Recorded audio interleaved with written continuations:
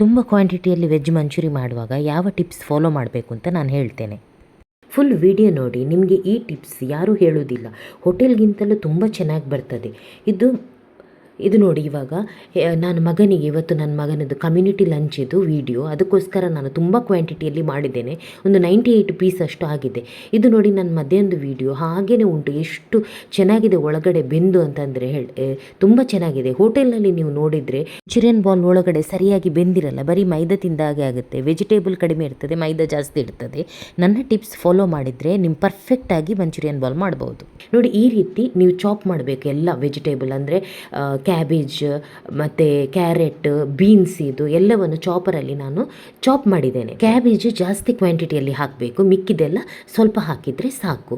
ಇದನ್ನು ನಾವು ಒಂದು ಬೌಲ್ ದೊಡ್ಡ ಪಾತ್ರೆಯಲ್ಲಿ ಹಾಕಿ ಉಪ್ಪು ಹಾಕಿಬಿಟ್ಟು ಸ್ವಲ್ಪ ಹೊತ್ತು ಕಲಸಿ ಇಡಬೇಕು, ಯಾಕೆಂದರೆ ಅದು ನೀರು ಬಿಟ್ಕೊಳ್ಬೇಕು. ಬೇರೆಯವ್ರು ಏನು ಮಾಡ್ತಾರೆ ಅಂದರೆ ಇದರ ನೀರು ತೆಗೆಯದೆ ಇದಕ್ಕೇನೆ ಮೈದಾ ಮತ್ತು ಕಾರ್ನ್ಫ್ಲವರ್ ಹಾಕಿ ಕಲಸಿ ಫ್ರೈ ಮಾಡ್ತಾರೆ. ನೀರು ಬಿಡ್ತದೆ ಅಂತ ಇನ್ನಷ್ಟು ಮೈದಾ ಕಾರ್ನ್ಫ್ಲೋರ್ ಹಾಕ್ತಾರೆ, ಆವಾಗ ಅದು ಒಳಗಡೆ ಬೇಯದೆ ಹಿಟ್ಟು ತಿಂದಾಗೇ ಇರ್ತದೆ. ನೋಡಿ, ಈ ಟ್ರಿಕ್ ಫಾಲೋ ಮಾಡಬೇಕು. ಇದು ಫಸ್ಟ್ ಟಿಪ್ಪು ನಂದು. ಫಸ್ಟ್ ಸ್ವಲ್ಪನೇ ನಾವು ಇದನ್ನು ಸ್ಕ್ವೀಸ್ ಮಾಡಬೇಕು, ಅದರ ನೀರನ್ನು ತೆಗಿಬೇಕು. ಈ ನೀರನ್ನು ವೇಸ್ಟ್ ಮಾಡಲಿಕ್ಕಿಲ್ಲ, ಯಾಕೆಂದರೆ ಇದು ವೆಜಿಟೇಬಲ್ದು ವಾಟರ್ ನೀರಲ್ವಾ. ಅದನ್ನು ಕರಿ ಮಾಡುವಾಗ, ದಾಲ್ ಮಾಡುವಾಗ, ರೋಟಿ ಮಾಡುವಾಗ ಯಾವುದಕ್ಕಾದರೂ ಯೂಸ್ ಮಾಡ್ಬೋದು. ನೋಡಿ, ನಾನು 2 ಬ್ಯಾಚಲ್ಲಿ ಈ ರೀತಿ ನೀರು ತೆಗೆದಿದ್ದೇನೆ.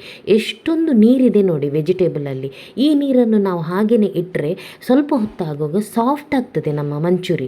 ಅದಕ್ಕೋಸ್ಕರ ಫುಲ್ ಹಿಂಡಿ ತೆಗಿಬೇಕು. ಇಲ್ಲಿ ಚಾಪ್ಡ್ ಗಾರ್ಲಿಕ್ ಮತ್ತು ಚಾಪ್ಡ್ ಜಿಂಜರ್ ಹಾಕ್ತಾ ಇದ್ದೇನೆ. ಗ್ರೀನ್ ಚಿಲ್ಲಿ ಕೂಡ ಹಾಕ್ತಾ ಇದ್ದೇನೆ, ಸ್ವಲ್ಪನೇ ಹಾಕಿದೆ ಯಾಕೆಂದರೆ ಮಕ್ಕಳಿಗೆ ಅಲ್ವಾ, ಅದಕ್ಕೋಸ್ಕರ. ವೈಟ್ ಪೆಪ್ಪರ್ ಹಾಕ್ತಾ ಇದ್ದೇನೆ.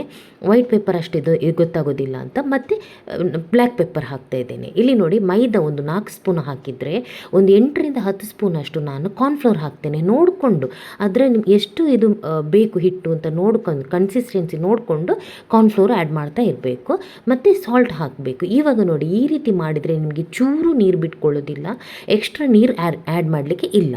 ಕೊತ್ತಂಬರಿ ಸೊಪ್ಪು ಮತ್ತು ನಾನಿಲ್ಲಿ ಸ್ಪ್ರಿಂಗ್ ಆನಿಯನ್ ಹಾಕಿದ್ದೇನೆ. ಸ್ಪ್ರಿಂಗ್ ಆನಿಯನ್ ಹಾಕಿ ತುಂಬ ಚೆನ್ನಾಗಿ ಬರ್ತದೆ. ಒಂದು ಚೂರು ನೀರು ಆ್ಯಡ್ ಮಾಡಬೇಡಿ. ಇನ್ನಷ್ಟು ನಾನು ಬ್ಲ್ಯಾಕ್ ಪೆಪ್ಪರ್ ಹಾಕ್ತಾ ಇದ್ದೇನೆ, ಖಾರ ನೋಡಿಕೊಂಡು.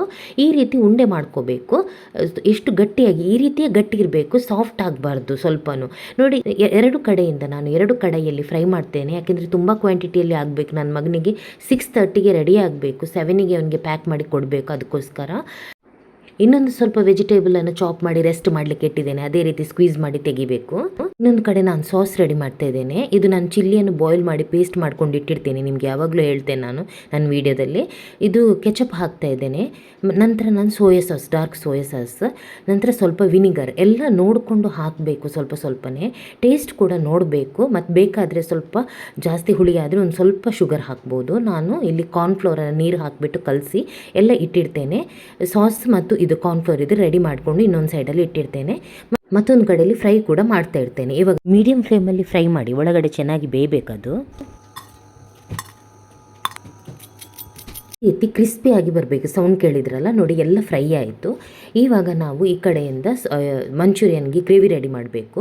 ಎಣ್ಣೆಗೆ ಚಾಪ್ಡ್ ಜಿಂಜರ್ ಮತ್ತು ಗಾರ್ಲಿಕ್ ಹಾಕ್ತಾ ಇದ್ದೇನೆ. ನಂತರ ಇಲ್ಲಿ ಒಂದು 2 ಆನಿಯನ್ ಕೂಡ ಹಾಕ್ತಾ ಇದ್ದೇನೆ. ಇದನ್ನು ಸ್ವಲ್ಪ ನಾವು ಇದು ಮಾಡಬೇಕು, ಬಾಡಿಸಬೇಕು. ನಂತರ ಕ್ಯಾಪ್ಸಿಕಮ್ ನಾನು ಸ್ವಲ್ಪ ಹಾಕ್ತೇನೆ, ಯಾಕೆಂದರೆ ಮಕ್ಕಳು ವೇಸ್ಟ್ ಮಾಡ್ತಾರಲ್ಲ, ಅದಕ್ಕೆ. ನಮಗಾದರೆ ಜಾಸ್ತಿ ಹಾಕ್ಬೋದು. ಸಾಲ್ಟ್ ಕೂಡ ಹಾಕ್ತೇನೆ, ನೋಡಿಕೊಂಡು ಹಾಕಬೇಕು. ಸಾಲ್ಟ್ ಎಲ್ಲದಕ್ಕೂ ಸಪ್ರೇಟ್ ಹಾಕುವಾಗ ಇಲ್ಲಿ ಸಾಸಲ್ಲಿ ಕೂಡ ಸಾಲ್ಟ್ ಇರ್ತದೆ, ಹಾಗಾಗಿ ಸ್ವಲ್ಪ ನೋಡಿಕೊಂಡು ಹಾಕಬೇಕು.